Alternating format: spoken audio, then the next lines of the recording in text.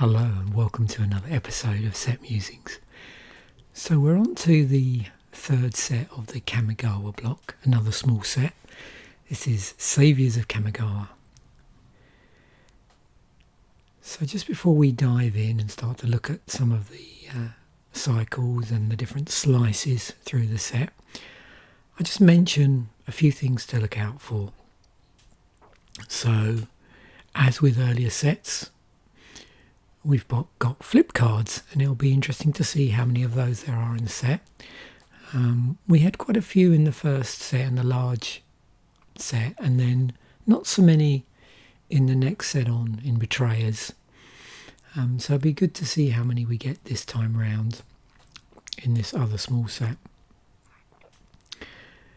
We've got wisdom as a theme and mechanic, and also you'll notice that there's a focus on hand size in here as well.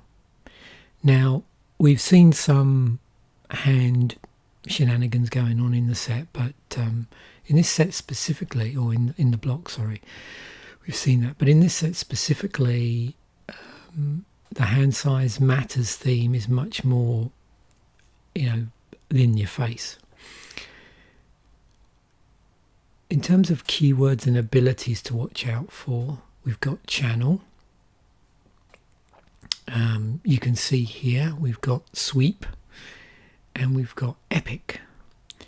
Also, we'll keep our eyes out for some of the abilities that have, weren't necessarily introduced in this set, but were in the block as a whole.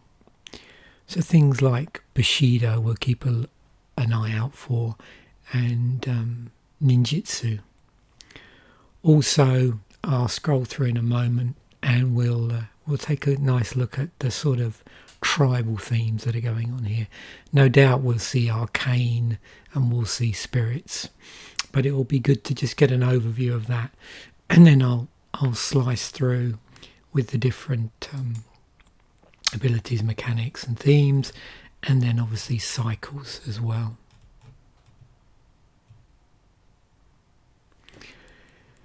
So the number of cards, 165 cards you can see up here, of which 55 are commons, 55 uncommons and 55 rares.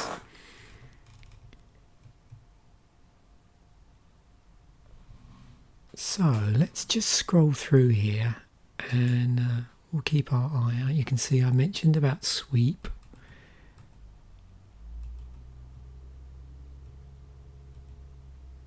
We've got a number of humans already in white, samurai there, spirits.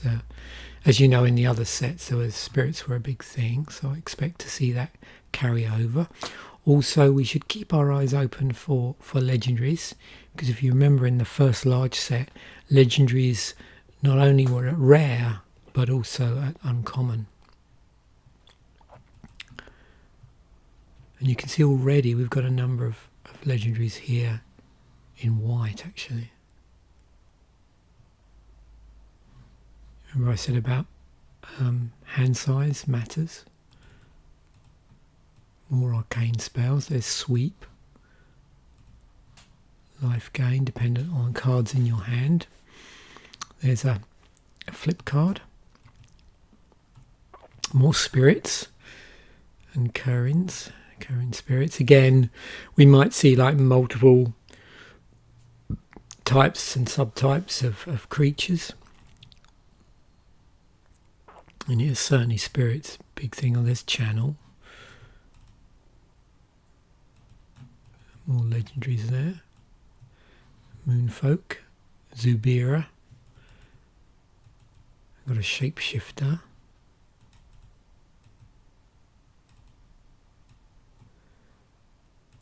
and move on to black again. Other thing we're paying close attention here is to the themes in the artwork.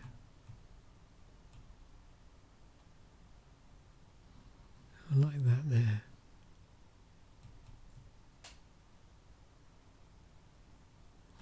Demon spirits. There was a little bit of a reference to demon in the previous set, actually. But I don't know how widespread demon creatures actually are in the set as a whole.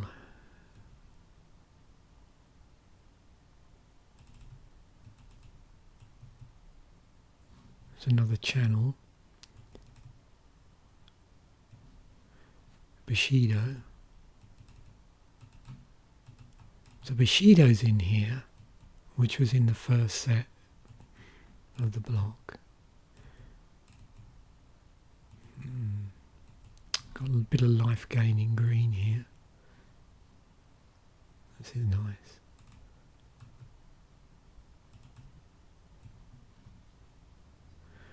Again, something else you probably notice in the set, we get these fairly high casting cost creatures which also have heavily invested in a certain colour as well. And again we have a single multiple colour card here. We've got a name as 1. It's 8, 2 black and 2 green.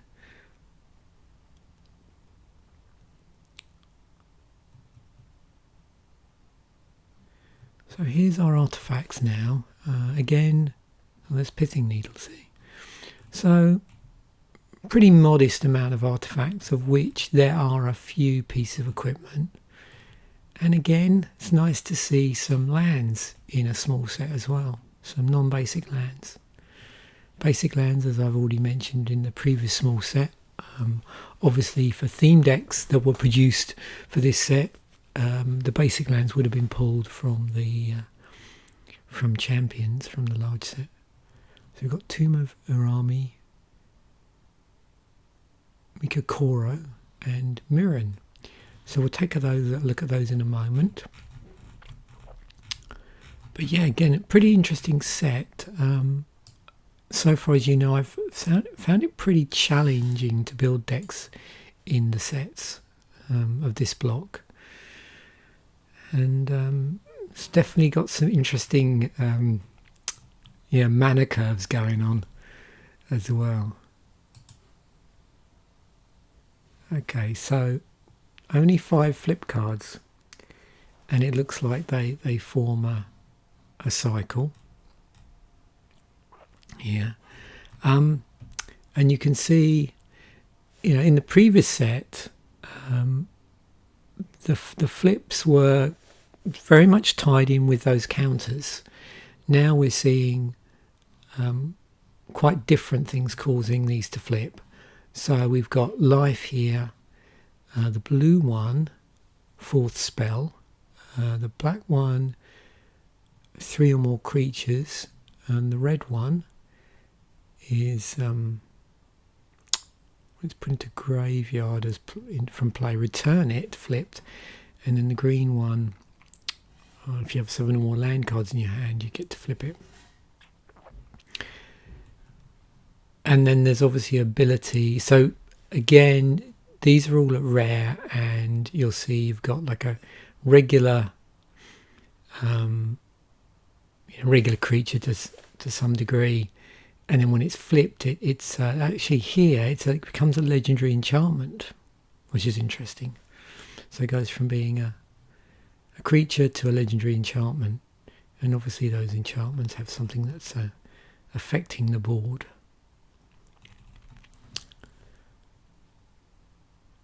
Quite different casting costs as well.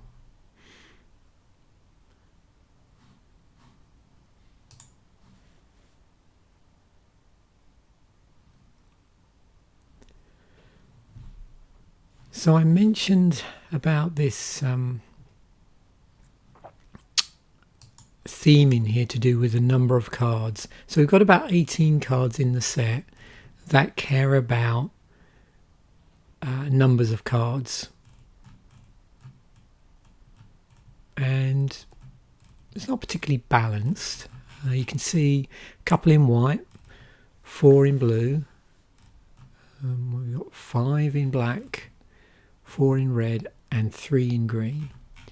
But if you look at them, just see whether there's any similarities in the templating. It looks like it's quite different. So here we have an ability you have to trigger, there's a cost to it. So here it gets plus 0 plus X until end of turn, where X is the number of cards in your hand. Kayamaro, power and toughness equal to the number of cards in your hand, but also as long as you have 4 or more cards in your hand, it has vigilance. And when it deals damage, if you have 7 more cards in hand, you gain 7 life. So yeah, it looks like you can see there's a number here where you can activate an ability with a cost, and then you sort of at that point you check a certain number of cards.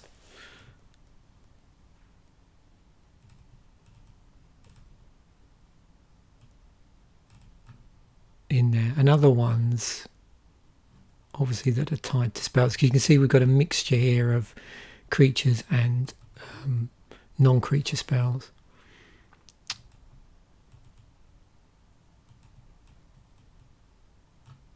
So yeah, lots of cards there that or a fair amount of cards there, 18 that care about in some way numbers of cards. I mentioned channel.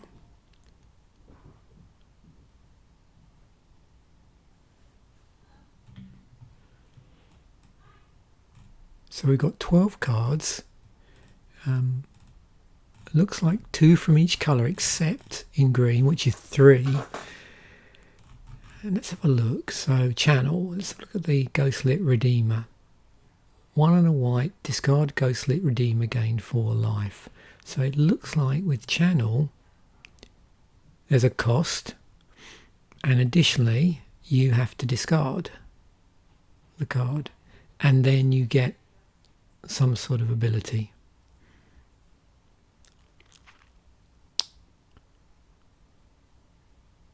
And it's interesting, it's my understanding is because this is an ability instead of a spell, regular countering spells can't stop it.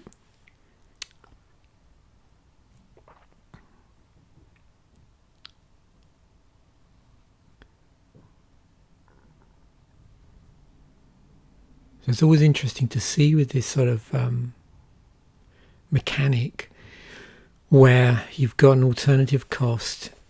What's the difference between, so let's look at this creature spirit here, Shining of Fury's Fire. So 2 and a red to cast gives you a 2/1 with haste. If you choose to channel it instead, you play a red, you discard it so it doesn't hit the battlefield, and a target creature gains haste until end of turn. So these are all, yeah, so these are all creatures, and what the channel does is it basically gives you a spell type, a non-creature spell type effect. So this one here, 1 on the green to cast, all creatures able to block Shinnin of Life or do so. If you pay the channel cost and discard it, it's 2 into green, all creatures able to block target creature this turn do so. So it looks like you're re-channeling the effect somewhere else, or you're channeling the effect that you would get on the creature if you cast it conventionally, or an ability that you have access to. You're taking that and re-channeling it to something else.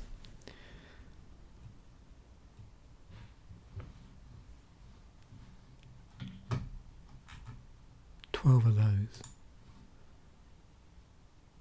So there are 5 epic cards, 1 in each colour.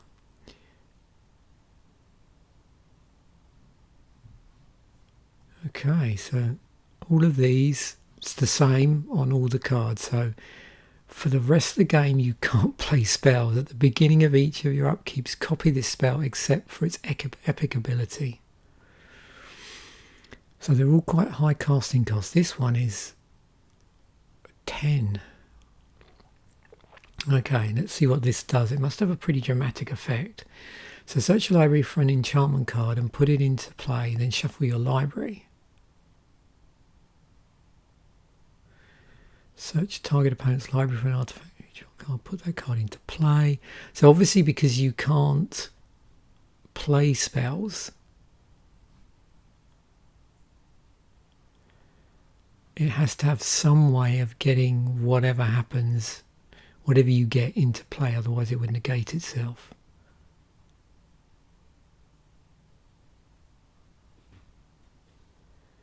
So each time your upkeep starts, you get another free copy of the epic spell.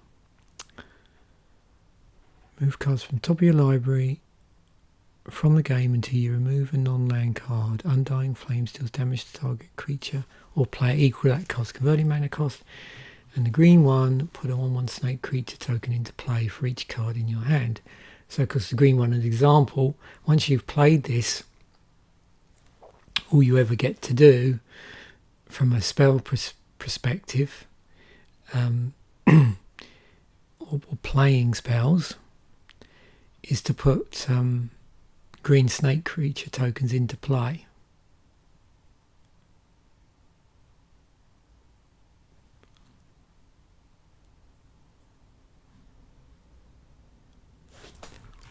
Okay, so they're pretty dramatic. They really do mess with the game.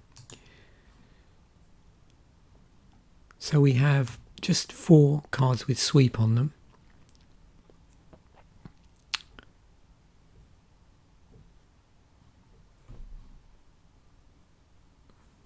Don't seem to have one in green, which is interesting.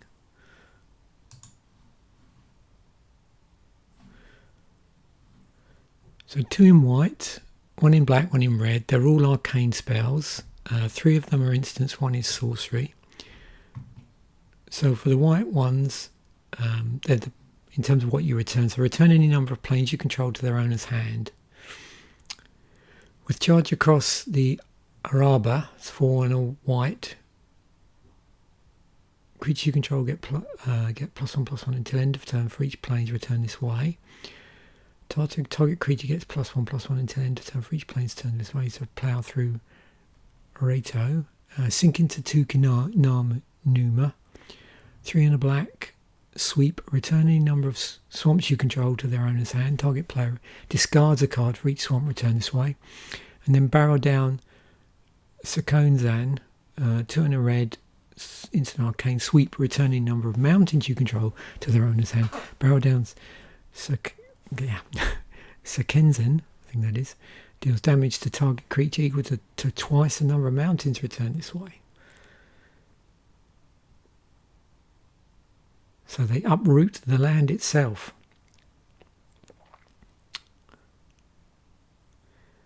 So you're returning lands to your hand, any number you like, and the more lands you return, the more devastating the spell is.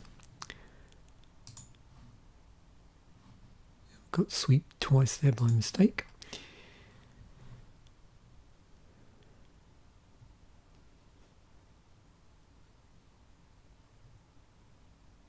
Now I mentioned something called wisdom, and it's more of a, so with wisdom, it's creatures and spells that get better the more cards you have in your hand. So that I was mentioning about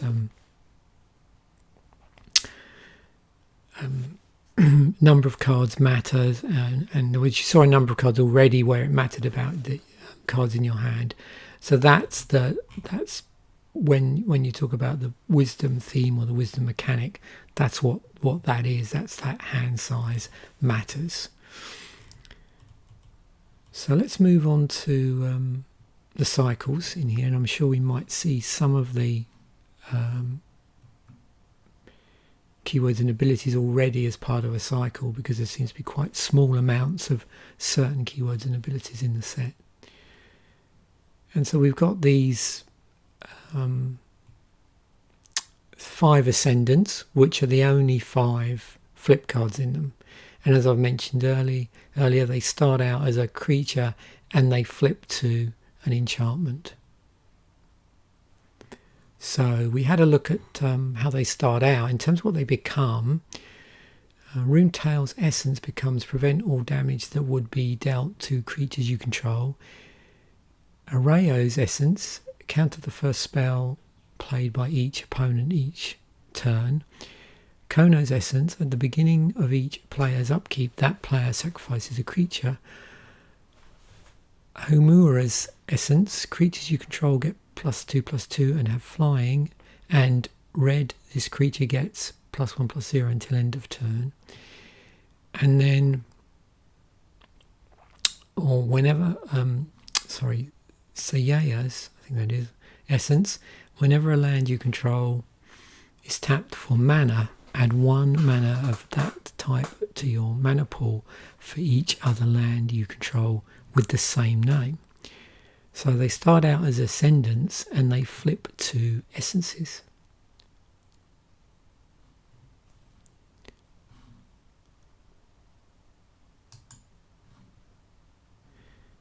We have, I think they were calling this cycle bouncers. So they're all uncommon creatures. And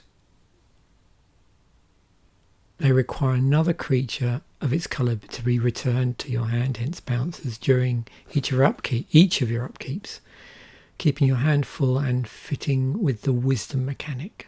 So it sort of complements that wisdom mechanic where hand size is critical. So we've got Egan Joe, I think that is Free Riders, Trusted Advisor, Skull Collector, Only of Wild Places, and Stampeding 0. The white one is flying, and at the beginning of upkeep, return a white creature you control in the owner's hand. The blue one, your maximum hand size is increased by 2 at the beginning of upkeep, return a blue creature. So you can see for each of them, it's always at the beginning of upkeep, return a, and then the colour creature you control to its owner's hand. But they do have additional abilities on them. So the blue one, it's hand size increase. The black one, it's got regeneration on it. The red one, haste. The green one, trample. And the white one, flying.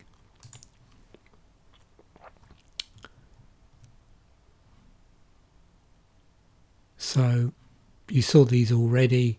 There were only, 5 epic cards in the set.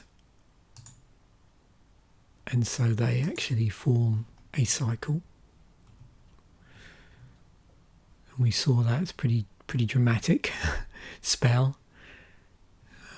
So white one is 7 to cast, 5/2 white. Blue one's 10 to cast, 7 and 3 blue. Black one 6, red one 6, and the green one 8.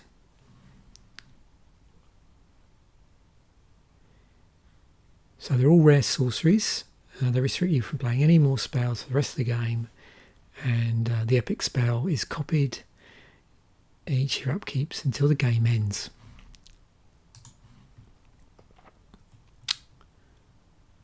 Cycle of ghost lit cards. You can see they all have channel there, and if we just go back to channel, you can see there were slightly more channel cards than there are in the cycle.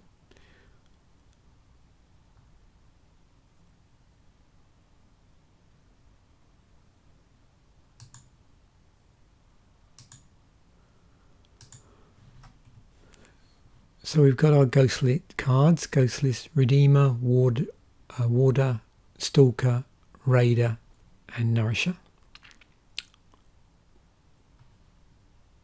And I'd already mentioned when we looked at the channel cards as a whole, there's a cost involved. You discard it, and then you get this spell effect, which is related to the effect on the card that you would have access to if you just cast this in a regular way as the creature.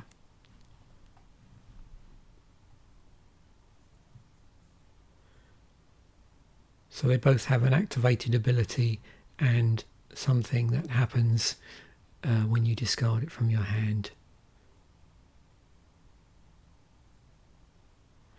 And I believe you can see here it's actually I think it's twice the effect. So here, this is 2, this is 4, but of course this is repeatable. This is a one hit. This one, controller plays 2, this one, controller plays 4. This is discard 2 cards, that's 4, 2 damage, 4 damage, +2, +2, +4, +4.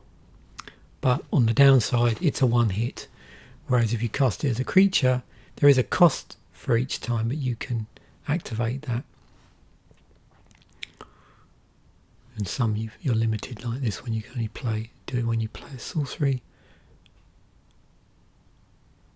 And that's actually reflected in the channel as well. So let's have a look. We've got a cycle of Kirins. So they're legendary rares. They're all spirits. They have flying and I think I've used this term before, spirit craft ability. I was saying that certain things in earlier sets will come over. So this is where it says, whenever you play a spirit or arcane spell, something happens. And that's spirit craft. It's in the block as a whole. And we've already looked at that in earlier sets. But you can see here that spirit craft trigger, something different happens in each of the cards. So on the white one, you get to destroy all permanents with that spell's converted mana cost if you play a spirit or arcane spell.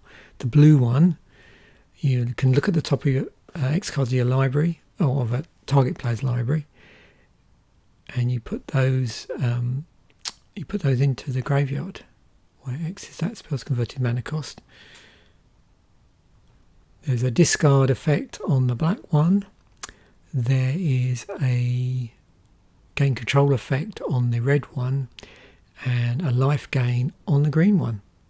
And they all have flying as well.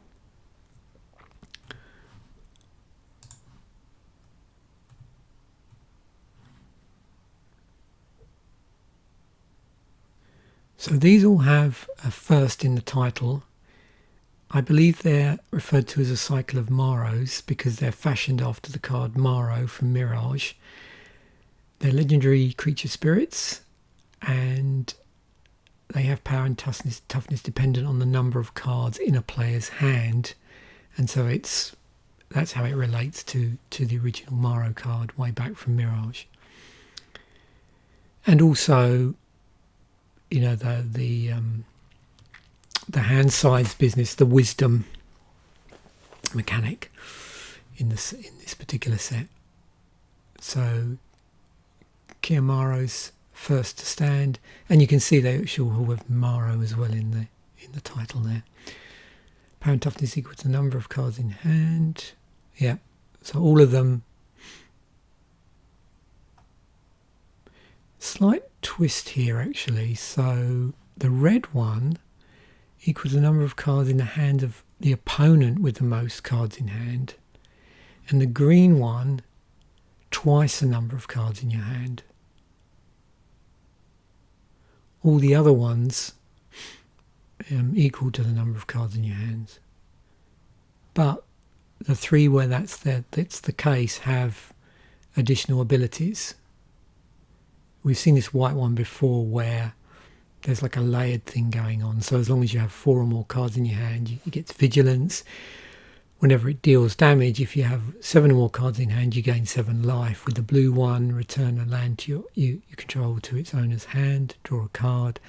And the black one, sacrifice it. All creatures get minus X till into X is the number of cards in your hand. So that's in addition to this other Marrow themed effect. Marrow.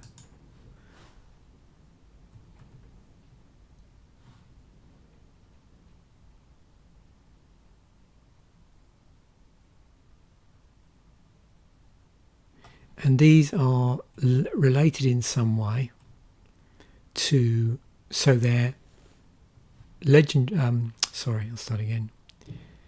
These are related to the corresponding legendary that we just looked at. If I do that, it's easy to see in the name. You can see here. It all references that cycle of legends. These are just, well, they're at various rarities. They've got a couple of uncommon and, 3 at uncommon and 2 at common. But you can see there is some relation here to I think... Is that even the same as that one, maybe? Power and toughness equal to twice the number of cards in hand. Okay, so through counters that adjusts the power and toughness. Yeah, I thought there was some sort of relation to the abilities. Although this one actually does damage, so it's a little bit loose. It's more related through the name than anything.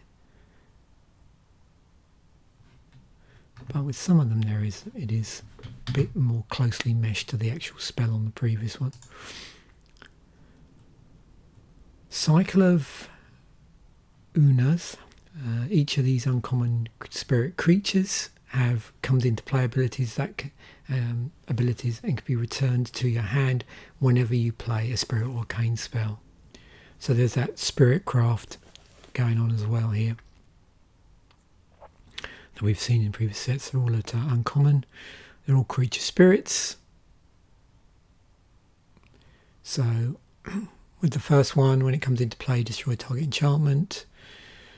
Blue has a bounce effect on it. Black has a discard effect. Red has a destruction effect. And green has a card draw on it.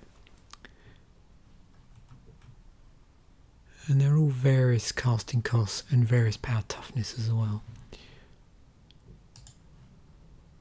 Cycle of Shinen. So these are all creature spirits. They all have channel. So this must be the rest of the channel, some of the rest of the channel stuff, because you remember there were 12 of those. So we've seen some of those in another cycle, and there's some more in here in this cycle. So this cycle of Shinens. White one has first strike, blue flying, black can't block, red has haste, and the green one, all creatures able to block Shinen of Life will do so, so like a lure effect. And then they will have that channel which we've seen earlier. So again, you get an echo, a slightly improved, well actually it varies here. I'm just checking actually, they're actually the same. Yeah, so the common ones, they're identical effect. Yeah. So instead of getting the creature with the ability stapled to it, you get a non-creature spell version of that for this particular cycle of channel. We have a vertical cycle. So it has an ability that returns it from the graveyard, assuming you have more cards in hand than each opponent. So Death of 1,000 Strings, which is the common, loses 1 life and you gain 1 life at the beginning of upkeep if you have. So here's the bit that checks. At the beginning of upkeep, if you have more cards in hand than each opponent, you may return Death of 1,000 Strings from your graveyard to your hand. So the first one is an instant arcane spell. The next one is a Sorcery Exile into Darkness. So this one, target player sacrifices a creature with converted mana cost or less. Again, at the beginning of upkeep, if you have more cards in hand than each opponent, you may return this from your graveyard to your hand. And then the black one, Akuta, Born of Ash, is actually a creature. It's a legendary creature. It's a 3/2 for 2 and a black. It has haste. And at the beginning of upkeep, if you have more cards in hand than each opponent, you may sacrifice a swamp. If you do, return Akuta, Born of Ash from your graveyard to play. Now, also a few pairs here. We've got Arashi, the Sky Asunder, and Jiwara, the Earth Aflame. And you can see here why they're a mirror pair. Both legendary creature spirits, and both have these two abilities on them. They both have channel, although the channel cost is slightly different. But this one, the red one, does damage to each creature without flying, and the green one to each creature with flying. And again, you can see there's a relationship between just casting this as a creature and the effect, the repeatable effect you get through doing that, and then casting this for its channel cost, discarding it, and then the effect you get for that.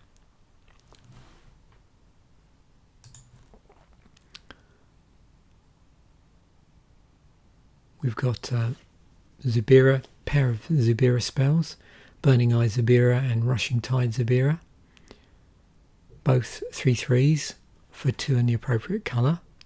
So when Burning Eye Izabera is put into a graveyard from play, if 4 or more damage was dealt this turn, Burning Eye Izabera does 3 damage to target player or creature.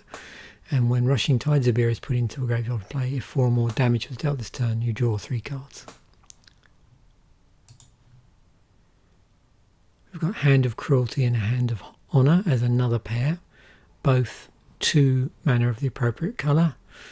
The black one has protection from white, the white one has protection from black. They're both creature human samurais, they both have Bushido 1, and this comes from an earlier set, this ability. When this blocks or becomes blocked, it gets a +1/+1 until end of turn, and they're both 2/2s.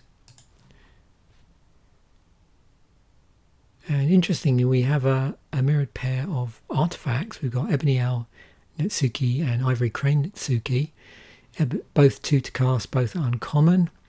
With Ebony Owl, at the beginning of each opponent's upkeep, if that player has 7 or more cards in hand, Ebony Owl deals 4 damage to him or her. And with Ivory Crane, at the beginning of upkeep, if you have 7 or more cards in hand, you gain 4 life. So again, we can see here there's a lot of checking of hand size in this set. Here's our legendaries. We've got 34 legendaries here. So that's a large proportion of the rares. It looks like, we'll just see if there's any odd ones out here. No. So, yeah, so all of the legendaries are at rare.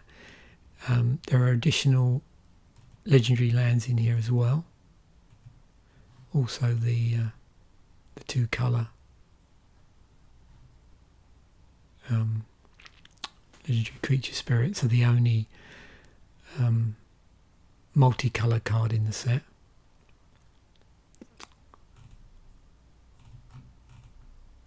But yeah, that's a big percentage out of, you know, the 55 rares that are in the set, is to have 34 of those as legendaries.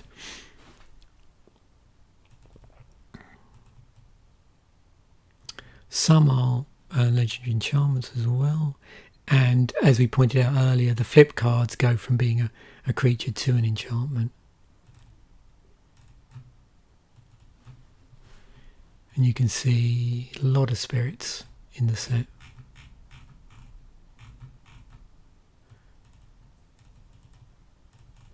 Might be there's slightly more legendaries in one colour than other, but might not be a lot in it. Certainly got quite a few green and blue legendaries, more than the other colours by the look of things. Okay, 95 creatures in here, and a whole load of different things. So we've got humans, we've got samurais, we've got soldiers, we've got spirits. What else do we have? Foxes, insects, more foxes, Kirins. I mentioned wizards already. You can see here, as I've said, multiple occasions we're seeing lots of spirits, obviously, as is true of the block as a whole. Got a shapeshifter, rats, a thing in here still. We saw that in the earlier set. Demons, ogres. There's a few demons, not many. A couple of ogres, some goblins in red.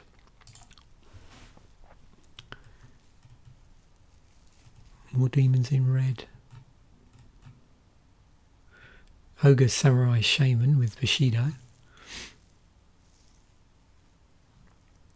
We've got legendary landwalk as well in the set, which is interesting. It's a pretty specific landwalk there. Super granular. Oh, yep, snakes in green. That's good to see. There's a snake theme in here, in the block as a whole, and certainly one of the sets had a lot more snakes in it, I think, than the others. Oh, there's a beast in green. I think that's the only beast. 24 instants. So what have we got in white? I suspect the usual things. So tap down. Oh, we saw this sweep effect. Block.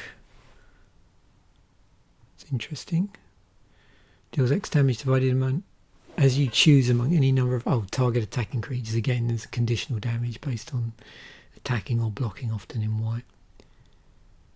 We've got tokens in white, and splice into arcane. You can see is represented to some degree in this set.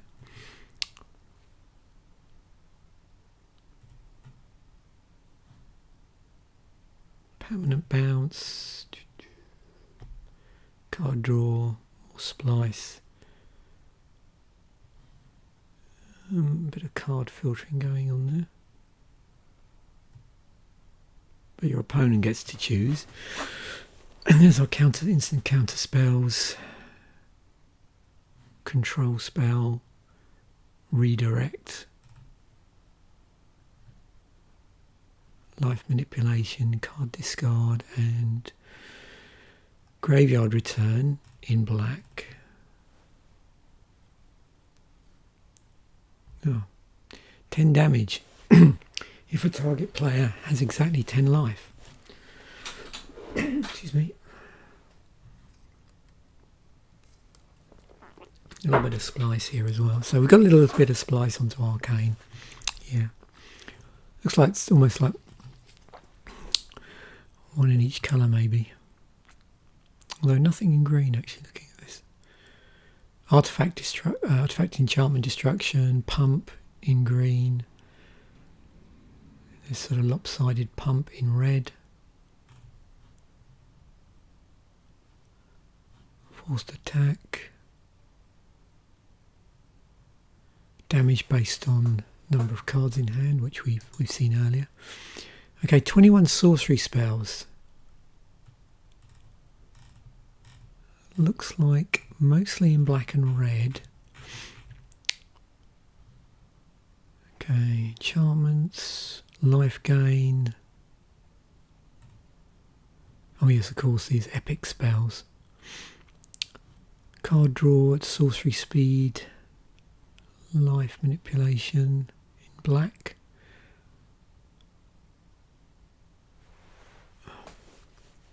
Sacrifice.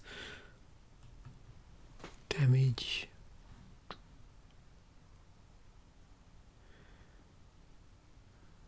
Library discard. It's conditional. You bid any amount of life in turn order. Each player may top the high bid. The bidding ends if the high bid stands. The high bidder loses life equal to the high bid and draws 4 cards. It's pretty unique. Feral lightning. Okay, 3/1 red elemental creature tokens with haste. Remove them at the end because you get put 3 of those in. You can add. So we've got red mana generation. Sorcery speed. Tokens. Conditional tokens. Damage at sorcery. Artifact land destruction. More land destruction and artifact destruction. Library manipulation of your own library, but you're removing them from the game, and then you get to deal damage based on that. Tokens in green, snake tokens, and basic land search in green as well, and life gain. Okay. Moving on, enchantments, 16 of those. So we saw that there's these creatures that turn into enchantments. Cowed by wisdom. So we've got some auras that lock things down. Also an aura that does some tap stuff. we have auras in each colour? Yep. Power toughness drain on that one, on the black one. Not in red though. It does give a target creature, but it's not placed on one.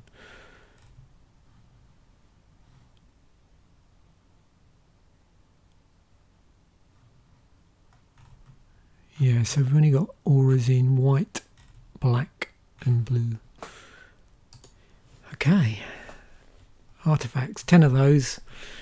Got Pithing Needle.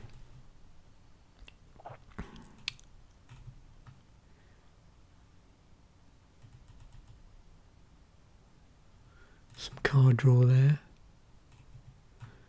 So of course these are playable in any deck. I don't think there's any conditions here on having certain types of land. Again, there's a condition on the hand size. That wisdom business. So only 2 pieces of equipment. Manriki Gasari.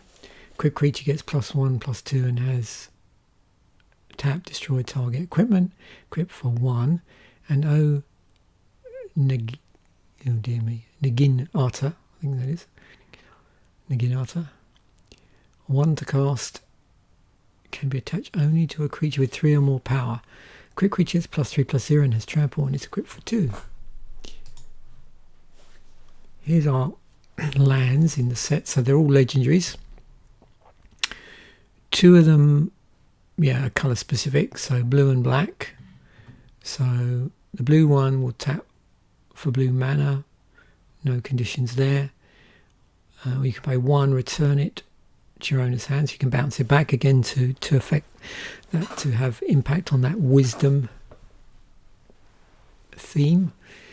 The black one, you can tap it to add black to your mana pool, and it deals 1 damage to you if you don't control an ogre. So ogres matter. 2 and 2 black. Sacrifice all lands you control. Put a legendary 5/5 black demon spirit creature token with flying named Urami into play. For the colourless ones, so both of them tap to generate colourless mana.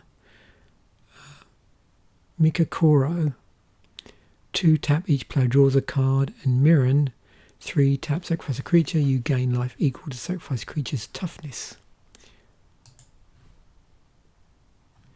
And back to the set as a whole.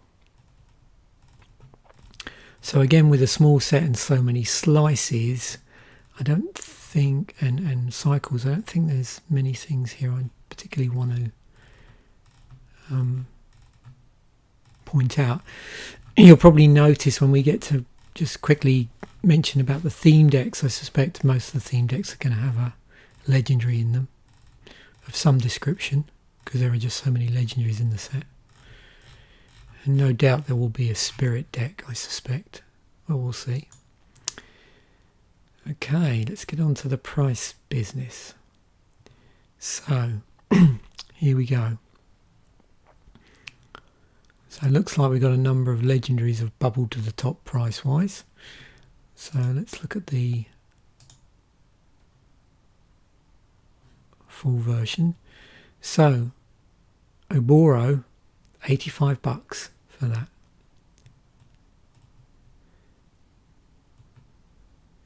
Michikiko. Oh dear. Words is hard. Wow, big difference there. $27. It was in the secret lair drop. It's actually cheaper in the secret lair drop than the original from here. From Saviours. Mirren of the Moaning Well. Was in a theme deck. I'm not sure which one then. Magic Online theme deck. $18. Saviours. Mystery Booster. Okay, Sakashima. $17. Kataki's been reprinted a few times. Not many though. $16 in its original form. It's been in Modern Masters and that event deck from 2014. Both of those are cheaper. Excuse me. Choice of Damnations. Target opponent chooses a number. You may have that player lose that much life. If you don't, that player sacrifices all but that many permanents. $12 in Saviours. Pithing Needle. It's been reprinted quite a few times, you can see here. So we're still at the 12, around the $12. 10th edition is probably the first time I saw it. It's been in Magic 2010, Return to Ravnica. It was in the Inventions in Kaladesh, Secret Lair Drop, Innistrad, Midnight Hunt. So that was the first Innistrad of those two sets that were together recently. Midnight Hunt and Crimson Vow. You see, it's been in just so many different versions of it in that set. Wow, $12 in big difference here. Twincast, Saviours, 10th edition and Magic 2010. Oh, we're just at the $10 marks. $10 mark. Irayo,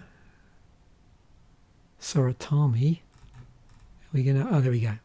So down to $7 at Enduring Ideal, and then so on. So yeah, quite a few of these cards. Not been reprinted that many, apart from Pithing Needle, if at all, actually. Okay, let's look at it from our lens of EDH rec ranking. So yeah, no surprise to see the colourless legendary land top of the list here. Miko Kuro. Each player draws a card. Party time. So there we go. So we'll just see how popular this is.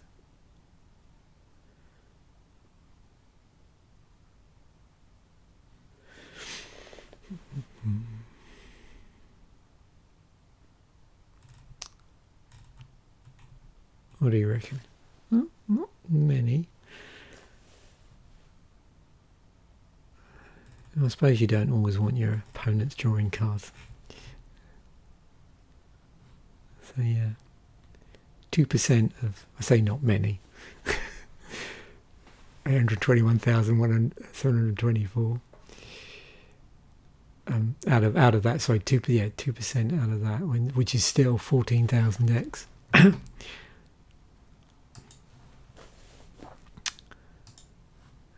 Freed from the Real, Sakishima, Sakuri Tribes. You may play a land. You put a land from your hand into play. Kami of the Crescent Moon. That was in a theme deck actually. Twincast, Pithing Needle, Reiki. Yeah, makes sense.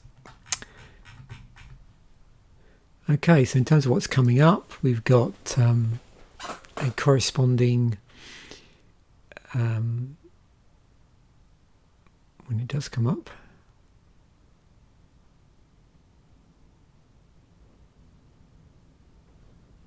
so corresponding theme, corresponding deck durdle. That's my card pool. So some durdly fun to look forward to there. We've got the theme decks from the set. So one of these I'm going to choose for the Commander Fodder episode. It's Critical Mass, as I think I mentioned, and I'll go through these a bit more when we do the episode. Yeah. In fact, all of these, have they all got 2 legends in them by the look of things they have? If you count that last one, which has a legendary enchantment. Oh no, this one doesn't. So yeah, black, red, white, blue. What's that one? Green, red. What are they splashing Tranquil Garden for? Oh, just for fixing. Is that green, white? And again, you know, with these, we're getting further into the block now, so you're within these theme decks, you'll see cards from the earliest sets of the block. For commander fodder purposes, I decided to go with the blue-white deck, but I'm going to use Kami, I think that's the idea. And so I've obviously gutted that out and just kept the blue cards. And we'll just see where that particular seeding takes us. So at the beginning of each player's draw step, that player draws a card. So I suspect it'd be interesting to see if it also suggests that particular legendary in the set, which is a sort of party time type land.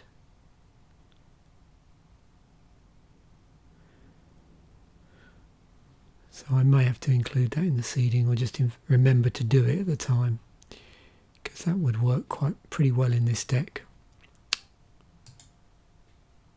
This one here, Miko Koro. In fact, let's do that now. Ready. So there it is. I'm just going to sideboard that for the moment until I do the episode. So I know I added additionally, but just so I don't forget in case it doesn't get suggested. And I'll leave it in that version as well. I find if you do that, then it's less likely to double suggest something, because it's going to choose that copy from the algorithm. So there we have it. I hope you've enjoyed that. That was I feel very relaxed after doing that one. So it might be a slightly longer episode than normal. Hopefully it wasn't too relaxed. Not everybody fell asleep. But then I do know that people use these videos to go to sleep, which is a good thing. Sleep is good. So yeah, so that was interesting. There's lots of little twists and turns in that set, and stuff you wouldn't normally see. Interesting to see a set that cares so much about hand size. That I'd sort of forgotten. Sometimes when I'm putting these together, you know, obviously I do this in advance, and then I promptly forget the themes of the set, and that's deliberate. So it's fresh, a little bit fresh in my head when I'm doing it, and makes it more interesting. But I'd completely forgotten that there was just so much focus on hands, your hand basically in this set. So thanks once again for watching. Bye for now.